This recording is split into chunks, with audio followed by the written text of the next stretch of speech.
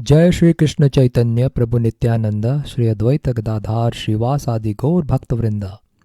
Hare Krishna Krishna Krishna Hare Hare, Hare Ram Ram Ram Hare Hare. Hare Krishna and welcome back. Thank you for joining. Today we're discussing verse number 52 of chapter number 2 from Srimad Bhagavad Gita.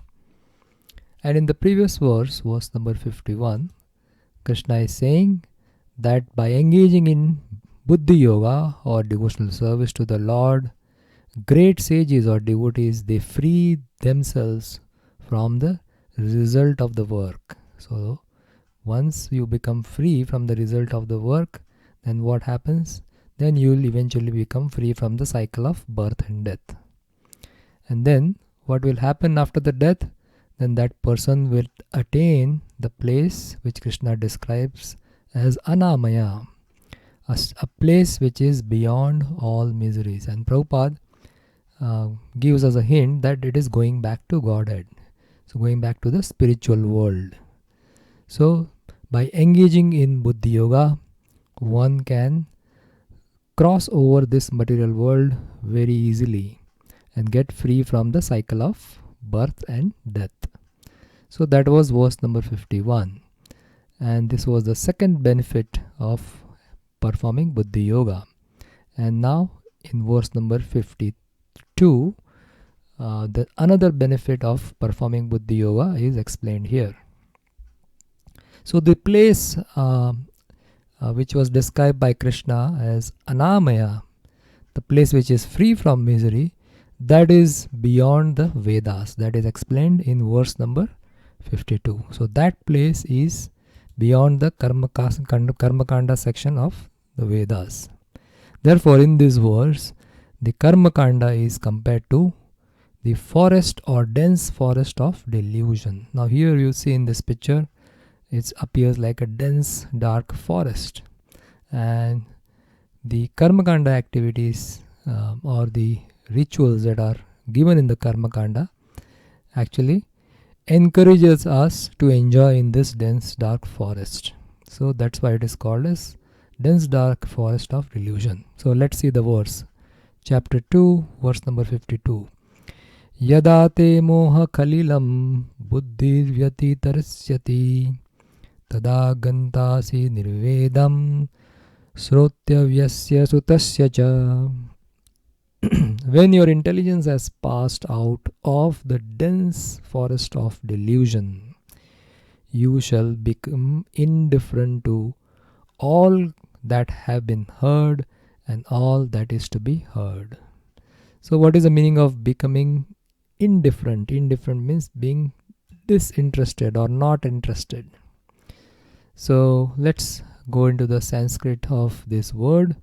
Yada te moha khalilam. So moha means illusion and moha khalilam means illusion of dense forest, or Prabhupada translates as forest of delusion.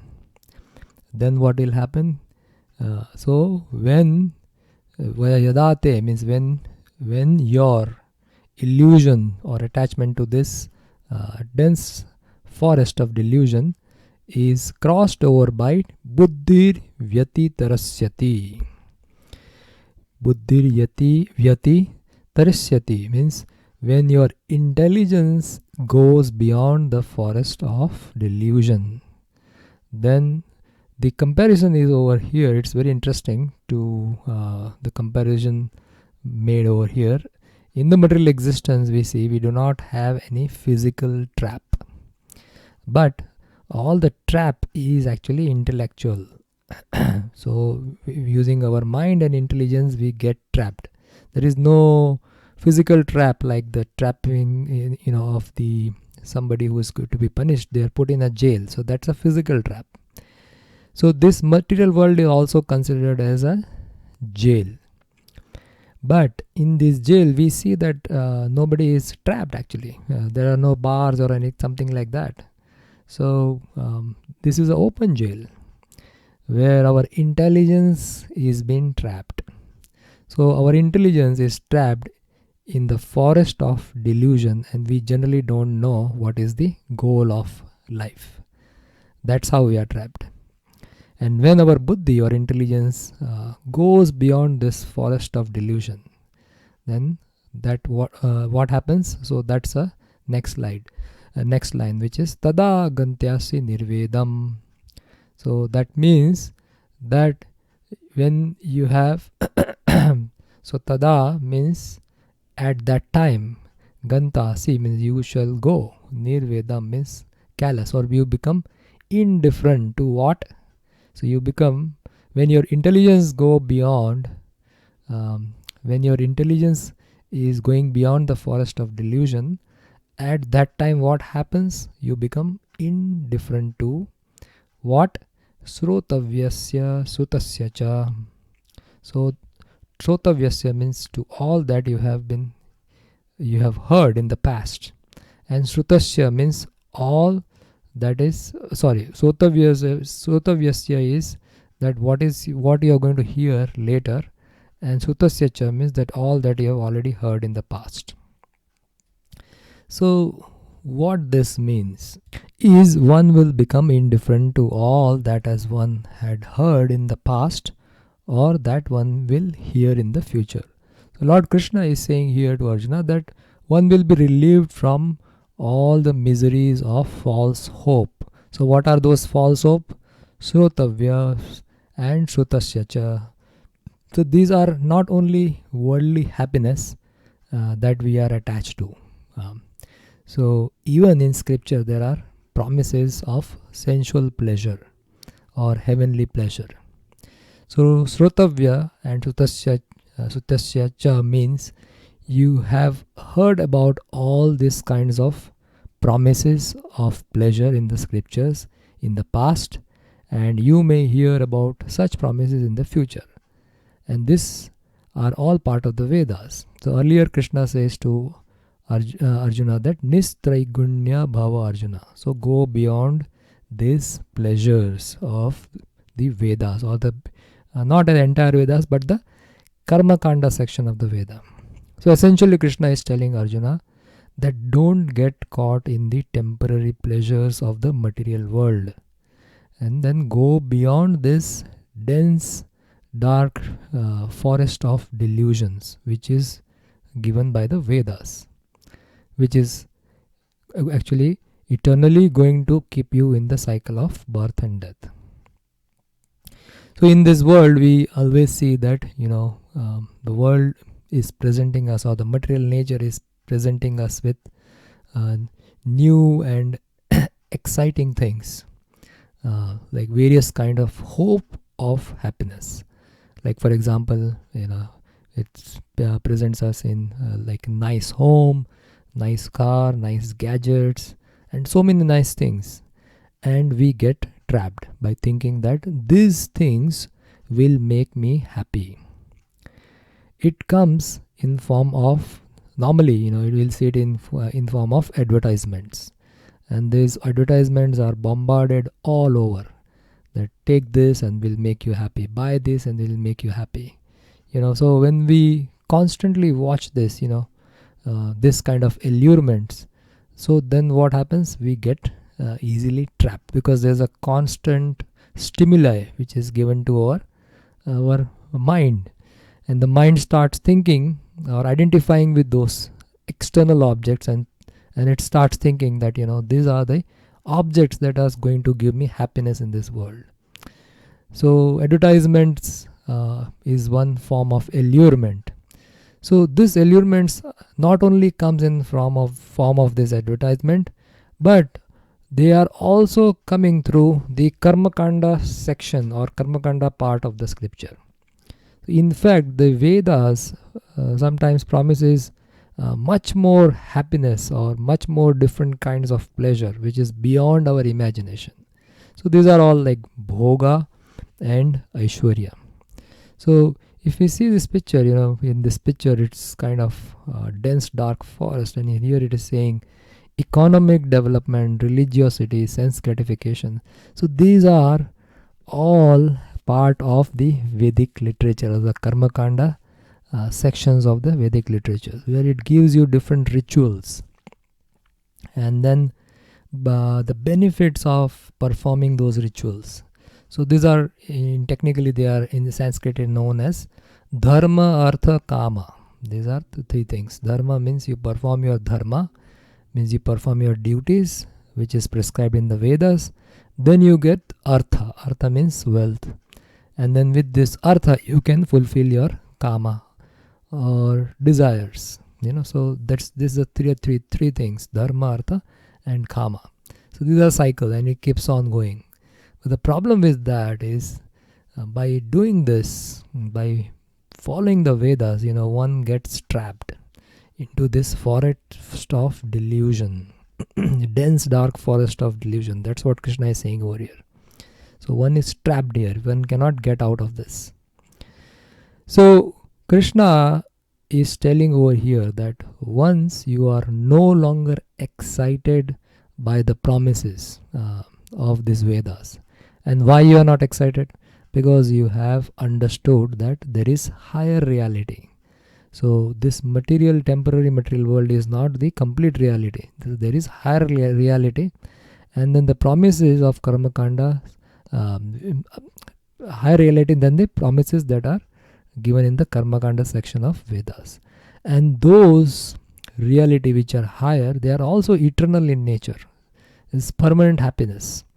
So why somebody would get stuck into this temporary material world? So once we are not agitated by these promises, even though these promises are mentioned in the scriptures, and understood that they are all temporary, then our intelligence is no more in delusion and has surpassed the dense dark forest of delusion. So that is the understanding of this verse. And when do we come out of this fully? Out of this dense dark forest, when do we come out fully out of this? When we are no longer attached or attracted to the promises of material pleasure, either on the earthly realm or in the heavenly realm. So this is what Krishna is trying to tell Arjuna, that when your intelligence has passed out of the dense forest of delusions, means you are not attached or you are not attracted to the promises of the Vedas, you shall become indifferent. You shall become indifferent means you will be disinterested in all these topics. What topics? Which you have heard in the past or you may hear in the future. So about the enjoyment that is coming from by performing the rituals of the Vedas. So this is the understanding of this verse. Now let's see what Srila Prabhupada is talking about in this purport. So Prabhupada is explaining that many great acharyas in the past, they have surpassed or they have crossed this dense dark forest of delusion, and their example has been given over here. So there are many good examples in the lives of great devotees of the Lord, of those who became indifferent to the rituals of the Vedas simply by devotional service to the Lord. So when you engage in devotional service, then gradually, by the effect of devotional service is you get knowledge and you get detachment. Two things. Vasudeva Bhagavati Bhakti Yoga Prayojita. This is given in Bhagavatam. Janayati asu vairagyam jnanam cha tad ahetukam. So jnana and vairagya, these are the two results of performing devotional services. These are the concomitant factors.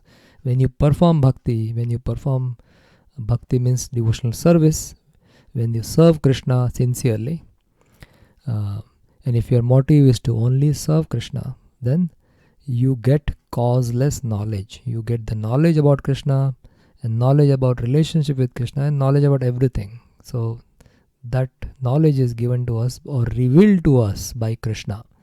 And the second thing that happens is we get detachment. Our taste for enjoying in this material world gradually vanishes away. We are disinterested or we become indifferent.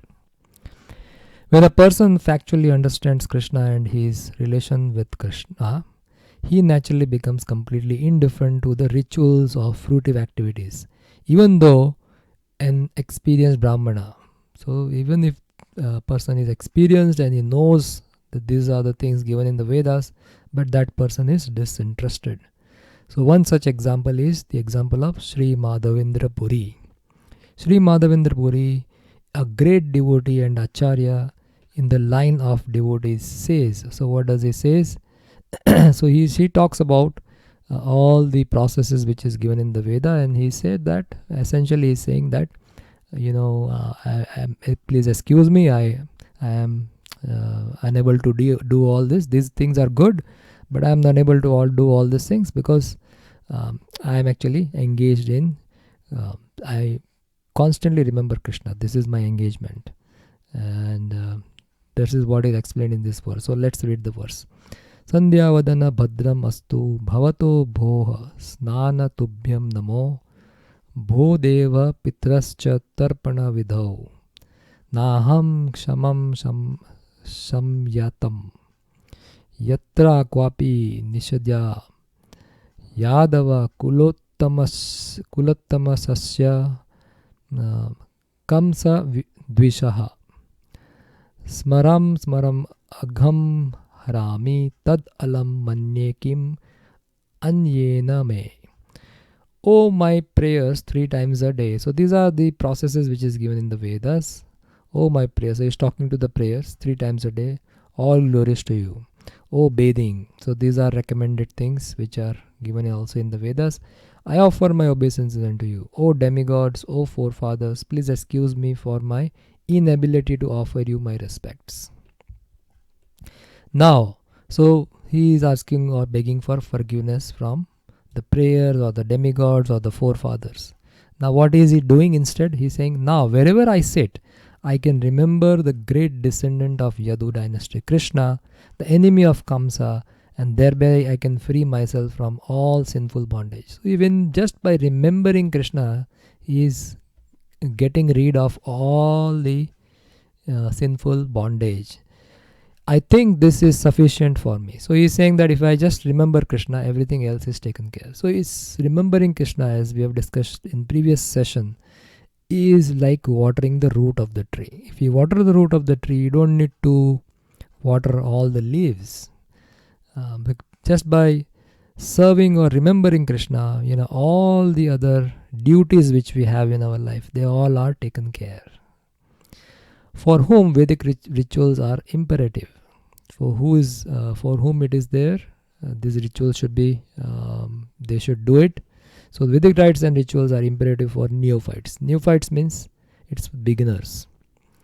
Comprehending all kinds of prayers 3 times a day, taking bath early in the morning, offering respects to the forefathers, etc. So somebody who is new, who doesn't know about Krishna, then for them these Vedic rituals are there.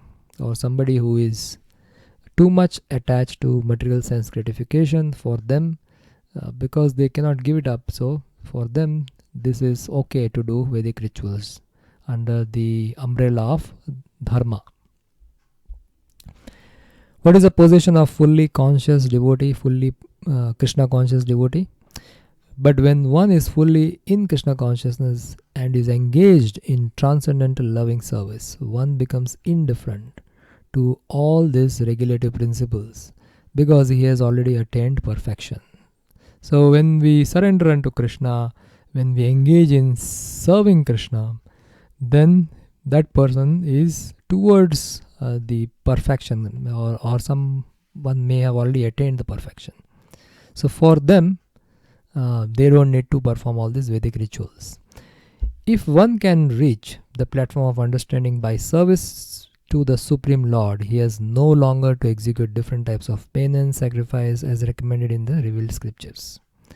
So this is a very important understanding, that only by serving Krishna, all other duties or different types of activities we recommended in the Vedic scriptures, they are all taken care. We don't have to engage in all of them. And the most important part of study of the Vedic literature is understanding the purpose of Vedas. And similarly, if one has not understood that the purpose of the Veda is to reach Krishna and simply engage in ritual etc., and simply engages in ritual etc., then he is uselessly wasting time in such engagements. So after study, Krishna is saying in Bhagavad Gita chapter 15 verse number 15 that after studying Vedas I am to be known. So if somebody studies Vedas and perform all the rituals but he doesn't understand the ultimate purpose, that's to know Krishna, then that person has failed. And Prabhupada is saying then he is simply wasting time in such engagements. A person in Krishna consciousness has crossed the dense forest of delusion. A person in Krishna consciousness transcends the limit of Shabda Brahman. So Shabda Brahman is nothing but the Vedas. Because this is Vedas are called as Shabda Brahma. Shabda means it's in the written form. It's coming from the Lord Himself. So person in Krishna consciousness transcends the limit of Shabda Brahman or the range of Vedas and Upanishad. So he has transcended. He has transcended the rituals which are given in the Karma Kanda sections of the Vedas. So that is what is discussed in the purport. So over here, this is the discussion given in the purport in the presentation format for you to study. And this is the third of the fifth 5 benefits of Buddhi Yoga. So first benefit was in verse number 50, the freedom from good and bad reactions. And the second benefit is freedom from cycle of birth and death. And in today's session, we saw that one becomes indifferent to Vedic rituals. We are become disinterested in the Karma Kanda rituals of Vedas, which binds us and which keeps us in the cycle of birth and death. So the devotees become disinterested in such kind of rituals. So with this, we'll stop here and then continue with the next verse in the later sessions. Thank you so much. Srila Prabhupada ki jai. Srimad Bhagavad Gita ki jai. Gaur Premanande Haribol.